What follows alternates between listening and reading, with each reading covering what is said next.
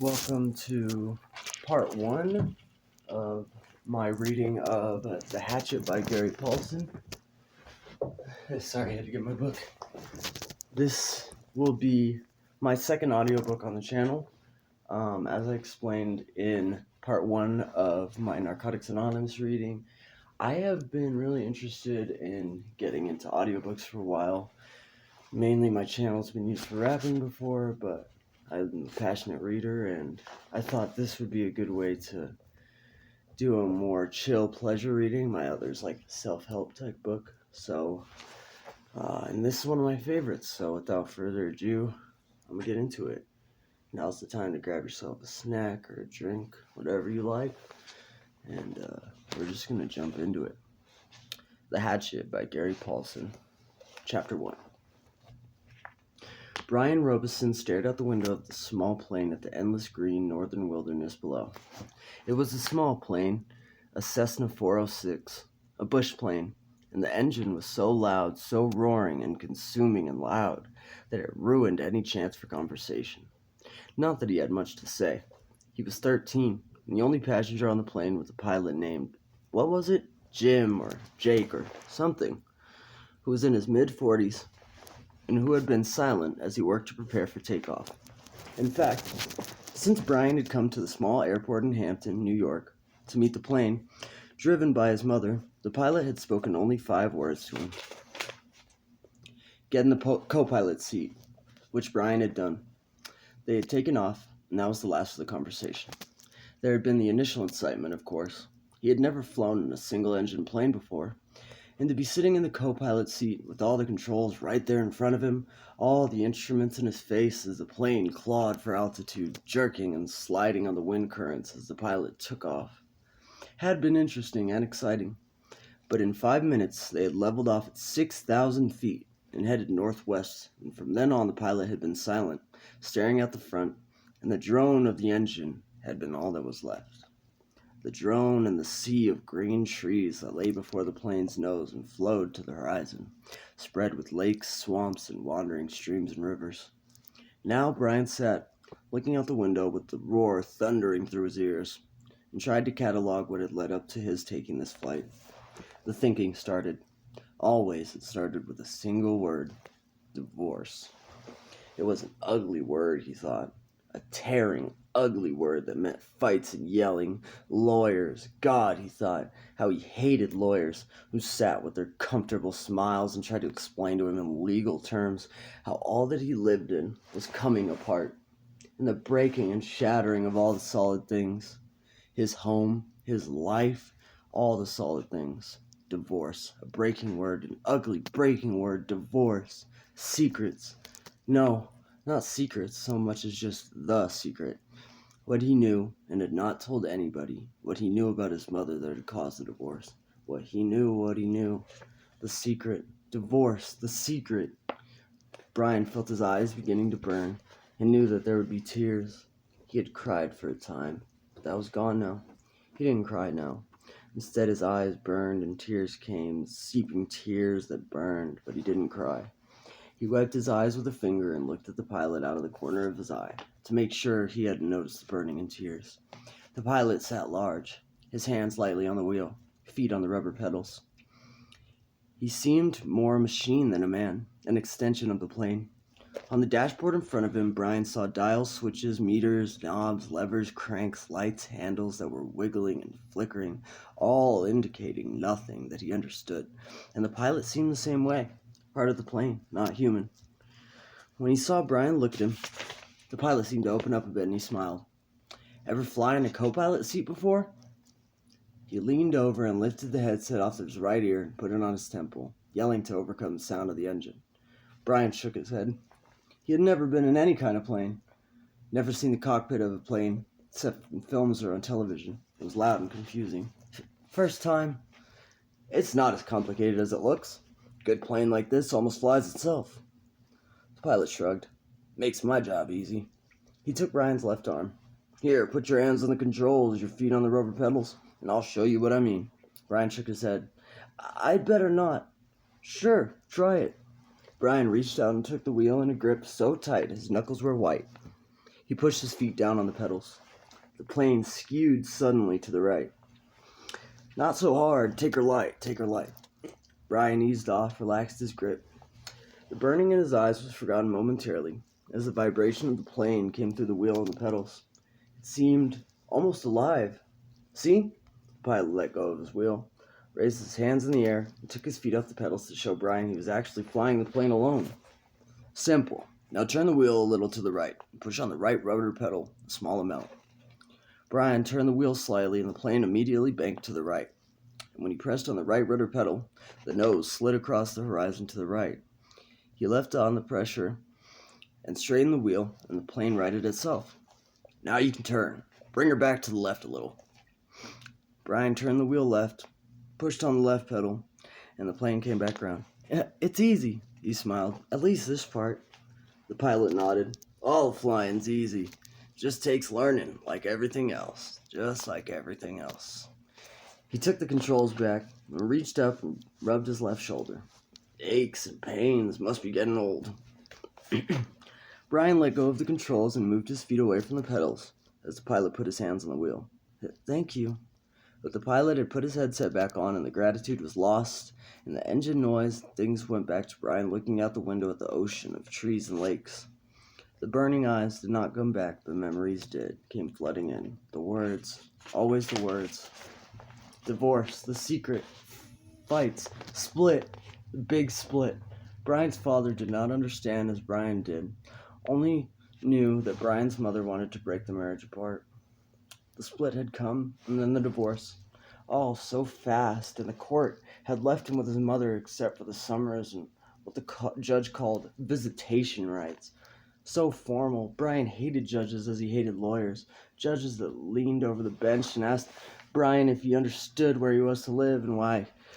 Judges who did not know what had really happened. Judges with a caring look that meant nothing, as lawyers said legal phrases that meant nothing. In the summer, Brian would live with his father, the school year with his mother. That's what the judge said after looking at papers on his desk and listening to the lawyers talk, words.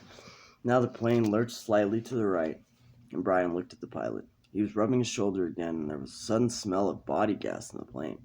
Brian turned back to avoid embarrassing the pilot, who was obviously in some discomfort. Must have stomach troubles. So, this first summer, when he was allowed to have visitation rights with his father. With the divorce only 1 month old, Brian was heading north. His father was a mechanical engineer who had designed or invented a new drill bit for oil drilling, a self-cleaning, self-sharpening bit. He was working in the oil fields of Canada up on the tree line where the tundra started and the forest ended. Brian was riding up from New York with some drilling equipment. It was lashed down in the rear of the plane next to a fabric bag the pilot had called a survival pack, which had emergency supplies in case they had to make an emergency landing. That had to be specifically made in the city. Riding in a bush plane with the pilot named Jim or Jake or something, who had turned out to be an alright guy, letting him fly and all. Except for the smell. Now there was a constant odor, and Brian took another look at the pilot, found him rubbing the shoulder and down the arm now, the left arm, letting go more gas and wincing. Probably something he ate, Brian thought. His mother had driven him from the city to meet the plane at Hampton, where it came to pick up the drilling equipment. A drive in silence, a long drive in silence. 2.5 hours of sitting in the car, staring out the window, just as he was now, staring at the window of the plane. Once, after an hour, when they were out of the city, she turned to him. Look, can't we just talk this over? Can't we talk this out? Can't you tell me what's bothering you? And there were the words again. Divorce, split, the secret. How could he tell her what he knew? So he had remained silent, shook his head, and continued to stare, unseeing at the countryside. And his mother had gone back to driving, only to speak to him one more time when they were close to Hampton. She reached over the back of the seat and brought up a paper sack. I got something for you, for the trip. Brian took the sack and opened the top. Inside there was a hatchet, the kind with a steel handle and a rubber hand grip. The head was in a stout leather case that had a brass riveted belt loop. It goes on your belt, his mother spoke now without looking at him. There were some farm trucks on the road now, and she had to weave through them and watch traffic. The man at the store said you could use it, in the woods with your father. Dad, he thought, not my father. My dad. Thanks, that's really nice. But the words sounded hollow, even to Brian. Try it on, see how it looks on your belt. And he would have normally said no. Would normally have said no, that it looked too hokey to have a hatchet on your belt. Those were the normal things he would say, but her voice was thin, had a sound like something that would break if you touched it, and he felt bad for not speaking to her. Knowing what he knew, even with the anger, the hot, white hate of his anger at her, he still felt bad for not speaking to her. And so, to humor her, he loosened his belt and pulled the right side out, put the hatchet on, and re-threaded the belt. Scooch around so I can see. He moved around in the seat, feeling only slightly ridiculous. She nodded. Just like a scout, my little scout. And there was a tenderness in her voice that she had had when he was small. The tenderness that she had when he was small and sick with a cold. She put her hand on his forehead, and the burning came into his eyes again, and he had turned away from her, and looked out the window, forgotten the hatchet on his belt, and so arrived at the plane with the hatchet still on his belt. Because it was a bush flight from a small airport, there had been no security, and the plane had been waiting, with the engine running, when he arrived. And he had grabbed his suitcase and pack bag and run for the plane without stopping to remove the hatchet. So it was still on his belt. At first he had been embarrassed, but the pilot had said nothing about it, and Brian forgot it as they took off and began flying. More smell now. Bad. Brian turned again to glance at the pilot, who had both hands on his stomach and was grimacing in pain, reaching for the left shoulder again as Brian watched. Don't know, kid. The pilot's words were a hiss barely audible. Bad aches here. Bad aches. Thought it was something I ate, but... He stopped as a fresh spasm of pain hit him. Even Brian could see how bad it was. The pain drove the pilot back into the seat, back and down. I've never had anything like this. The pilot reached for the switch on the mic cord, his hand coming up in a small arc from his stomach, and he flipped up the switch and said, This is Flight 46. And now a jolt took him like a hammer blow, so forcefully that he seemed to crush back into the seat. And Brian reached for him, could not understand at first what it was, could not know, and then knew. Brian knew. The pilot's mouth went rigid. He swore and jerked a short series of slams into the seat, holding his shoulder now, swore and hissed, Christ, oh God, my chest is coming apart. Brian knew now. The pilot was having a heart attack. Brian had been in the shopping mall with his mother when a man in front of a Paisley store had suffered a heart attack. He had gone down and screamed about his chest. An old man, much older than the pilot. But Brian knew. The pilot was having a heart attack, and even as the knowledge came to Brian, he saw the pilot slam into the seat one more time, one more awful time. He slammed back into the seat, and his right leg jerked, pulling the plane to the side in a sudden twist, and his head fell forward and spit came. Spit came from the corners of his mouth, and his legs contracted up into the seat, and his eyes rolled back in his head until there was only white for his eyes, and the smell became worse, filled the cockpit, and all of it was so fast, so incredibly fast, that Brian's mind could not take it in at first, could only see it in stages. The pilot had been talking, just a moment ago, complaining of the pain. He had just been talking. Then the jolts had come. The jolts that took the pilot back had come, and now Brian sat, and there was a strange feeling of silence in the thrumming roar of the engine, a strange feeling of silence and being alone. Brian was stopped. He was stopped. Inside, he was stopped. He could not think past what he saw, what he felt. All was stopped. The very core of him, the very center of Brian Robeson, was stopped and stricken with a white flash of horror, a terror so intense that his breathing, his thinking, and nearly his heart had stopped. Stopped. Seconds passed, seconds that became all of his life, and he began to know what he was seeing, began to understand what he saw, and that was worse, so much worse, that he wanted to make his mind freeze again. He was sitting in the bush plane, roaring 7,000 feet above the northern wilderness with a pilot who had suffered a massive heart attack, and who was either dead or in something close to a coma. He was alone in the roaring plane with no pilot. He was alone. Alone. Chapter 2. For a time, he could not understand. Brian could do nothing. Even after his mind began working, and he could see what had happened, he could do nothing. It was as if his hands and arms were lead. Then he looked for ways for it not to have happened. Be asleep, his mind screamed at the pilot. Just be asleep, and your eyes will open now, and your hands will take the controls, and your feet will move to the pedals. But it did not happen. The pilot did not move. except that his head rolled on a neck impossibly loose as the plane hit a small bit of turbulence. The plane! Somehow the plane was still flying. Seconds had passed, nearly a minute, and the plane flew on as if nothing had happened. And he had to do something, but did not know what. Help. He had to help. He stretched one hand toward the pilot, saw that his fingers were trembling, and touched the pilot on the chest. He did not know what to do. He knew there were procedures and that you could do mouth-to-mouth on victims of heart attacks and push their chests, CPR, but he did not know how to do it, and in any case could not do it with the pilot, who was sitting up in the seat and still strapped in with his seatbelt. Hold on, I'm gonna adjust this.